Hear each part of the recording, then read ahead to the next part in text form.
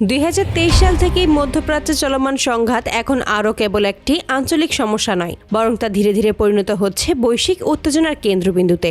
Israel ও ফিলিস্তিনের গাজা উপত্যকাকে ঘিরে শুরু হওয়া এই সংঘর্ষ প্রতিনিয়ত নতুন মাত্রা যোগ করছে, যার প্রভাব ছড়িয়ে পড়ছে গোটা মধ্যপ্রাচ্য জুড়ে। ইসরায়েল যখন গাজা সরাসরি স্থল অভিযান শুরু করে, তখন থেকেই পরিস্থিতি ভয়ঙ্কর রূপ নিতে থাকে। এই সামরিক অভিযানের শুরু থেকেই ইসরায়েলকে পূর্ণ সমর্থন দিয়ে আসছে যুক্তরাষ্ট্র। অস্ত্র সরবরাহ, অর্থনৈতিক সহায়তা ও কূটনৈতিক সুরক্ষা সব ক্ষেত্রেই ওয়াশিংটন ইসরায়েলের পাশে দাঁড়িয়েছে। তবে এই দীর্ঘস্থায়ী অভিযানের সবচেয়ে বড় খেসারত দিতে হয়েছে ফিলিস্তিনের নিরীহ জনগণকে। বিভিন্ন আন্তর্জাতিক মানবাধিকার সংস্থার তথ্য বলছে, এই সংঘাতে এখন পর্যন্ত লক্ষাধিক সাধারণ ফিলিস্তিনি প্রাণ হারিয়েছেন। নিহতদের মধ্যেই নারী ও শিশুর সংখ্যা ছিল 60%-এরও বেশি। শিশুদের ওপর নির্বিচারে বিমান হামলা, নারীদের ওপর সহিংসতা এবং সাধারণ মানুষের বসতবাড়ি ধ্বংসের দৃশ্য বিশ্বব্যাপী তীব্র প্রতিক্রিয়া জন্ম দিয়েছে। এতেই শেষ নয়। অভিযান চলাকালে ইসরায়েলি বাহিনীর বিরুদ্ধে ত্রাণবাহী গাড়ি, চিকিৎসক দল এবং অ্যাম্বুলেন্স লক্ষ্য করে হামলা চালানোর অভিযোগও উঠে এসেছে। এর ফলে গাজা উপত্যকায় সৃষ্টি হয়েছে ভয়াবহ মানবিক বিপর্যয়। খাদ্য, নিরাপদ পানি ও চিকিৎসা সেবার সংকটে লাখো মানুষ চরম কষ্টের মধ্যে দিন কাটাচ্ছে। হাসপাতালগুলোতে ওষুধ, বিদ্যুৎ ও জ্বালানির মারাত্মক ঘাটতি দেখা দিয়েছে। অনেক শিশু অনাহারে মৃত্যুর ঝুঁকিতে রয়েছে। এই প্রেক্ষাপটে মুসলিম বিশ্বের বিভিন্ন দেশ ফিলিস্তিনের পক্ষে অবস্থান নিলেও কূটনৈতিক বক্তব্য আর নিন্দা জানানোর বাইরে সরাসরি সামরিক উদ্যোগে কেউ এগিয়ে আসেনি। ঠিক তখনই আলোচনার কেন্দ্রবিন্দুতে উঠে আসে ইরানের নাম। বিশ্লেষকদের মতে প্রথম দিকেই ইরান পরোক্ষভাবে ফিলিস্তিনিপন্থী একাধিক গোষ্ঠীকে অস্ত্র, প্রযুক্তিগত সহায়তা এবং সামরিক প্রশিক্ষণ দিয়ে আসছিল। তবে সময়ের সঙ্গে সঙ্গে গাজায় প্রাণহানি বাড়তে থাকায় ইরান ধীরে ধীরে আরও সক্রিয় ও প্রকাশ্য ভূমিকায় যেতে শুরু করে। এমন এক উথাল পরিস্থিতির মধ্যেই সাম্প্রতিক সময়ে ঘটে যায় একটি আলোড়ন সৃষ্টিকারী ঘটনা।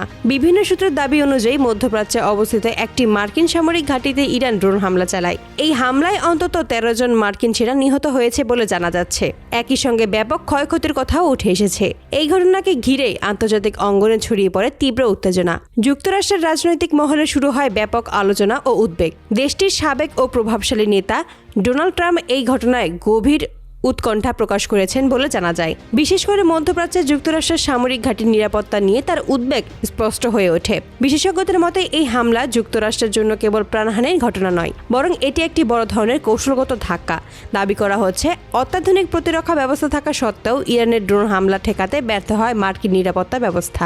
অনেকের মতে আকাশ প্রতিরক্ষা ব্যবস্থার সীমাবদ্ধতাই এই হামলার সুযোগ তৈরি করে দেয়। এই ঘটনার পরপর ওয়াশিংটনে শুরু হয় জরুরি বৈঠক। শীর্ষ সামরিক ও গোয়েন্দা কর্মকর্তাদের সঙ্গে একাধিক আলোচনায় বসেন মার্কিন নীতি নির্ধারকরা। প্রেস ব্রিফিং এর কড়া প্রতিক্রিয়া জানানো হলেও সরাসরি সামরিক জবাবের বিষয়ে এখনো কোনো চূড়ান্ত সিদ্ধান্তে পৌঁছতে পারেনি যুক্তরাষ্ট্র। অন্যদিকে ইরানের পক্ষ থেকে দেওয়া বিবৃতিতে বলা হয়, এই হামলা ছিল একটি সীমিত প্রতিবাদমূলক প্রতিক্রিয়া। ইরানি স্পষ্ট করে জানায়, ফিলিস্তিনের ওপর হামলা বন্ধ না হলে ভবিষ্যতে আরও কঠোর পদক্ষেপ নেওয়া হতে পারে। ইরানের ভাষ্য অনুযায়ী তারা যুদ্ধ চায় না, তবে নিরীহ মানুষের ওপর নিপীড়নের বিরুদ্ধে নীরব থাকতেও রাজি নয়। এই অবস্থায় মধ্যপ্রাচ্য জুড়ে নতুন করে বড় যুদ্ধের আশঙ্কা দেখা দিয়েছে।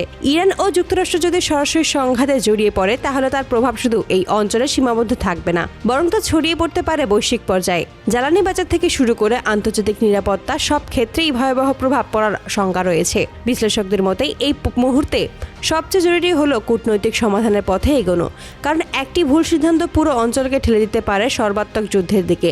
গাজায় যুদ্ধবিরতি, মানবিক সহায়তা নিশ্চিত করা এবং বড় শক্তিগুলোর সংযম, এই তিনটি বিষয়ই এখন সময়ের সবচেয়ে বড় দাবি। সর্বশেষ প্রশ্ন থেকেই যায়, এই উত্তেজনার পরিণতি কোথায় গিয়ে দাঁড়াবে? ইরান কি আরও কঠোর অবস্থান নেবে?